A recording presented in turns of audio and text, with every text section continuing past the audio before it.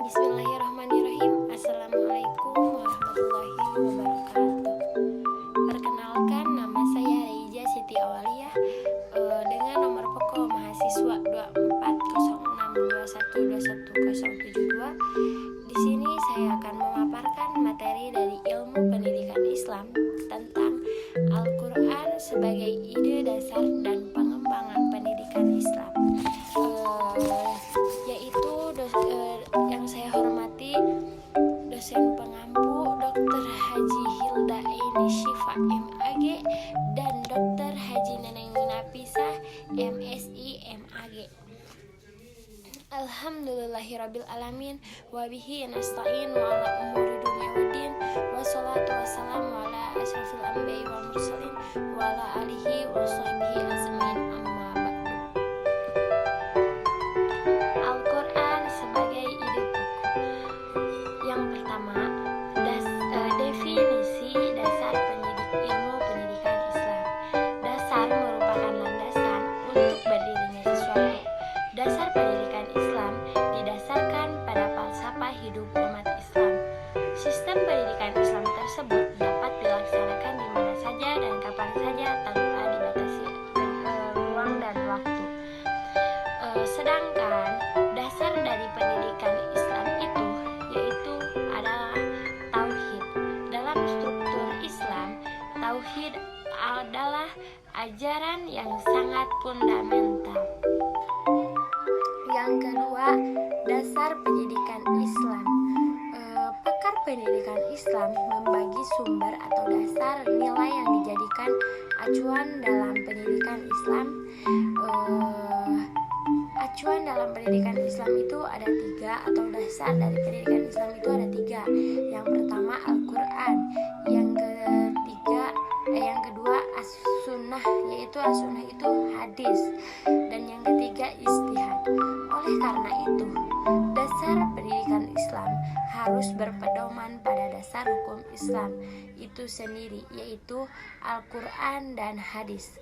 Dua hal itulah yang menjadi landasan utama dalam pendidikan Islam, dan tentu saja ditambahkan dengan hasil pemikiran manusia atau royu sepanjang itu tidak menyalahi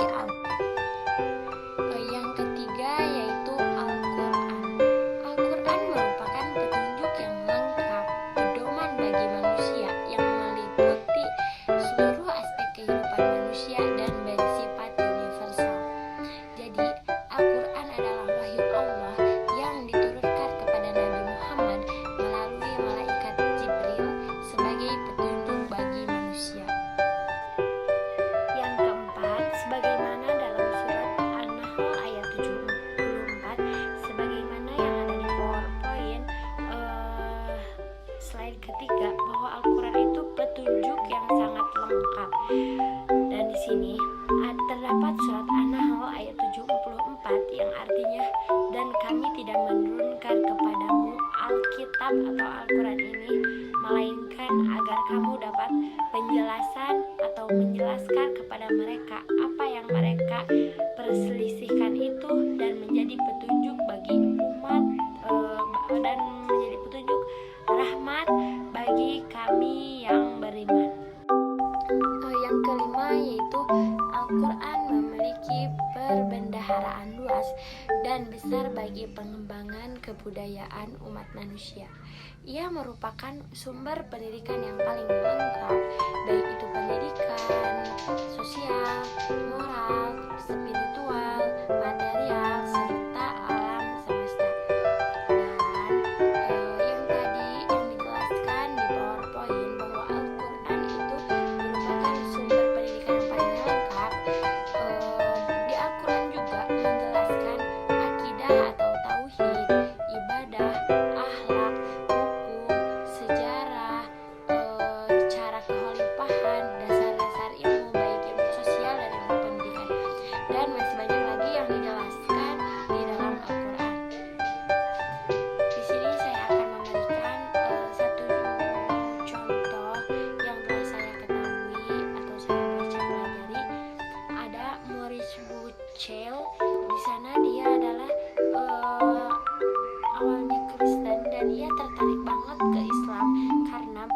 adalah mengagumi isi Al-Quran dengan berkata bahwa Al-Quran merupakan kitab suci yang objektif dan memuat petunjuk yang pengembangan ilmu pengetahuannya modern. Jadi beliaulah masuk Islam karena beliau tertarik dengan isi Al-Quran yang sangat modern. Mungkin yang terakhir yaitu kesimpulan. Di sini saya akan mempersingkat waktu karena saya sudah tulis di PowerPoint, maka dipersilahkan untuk kalian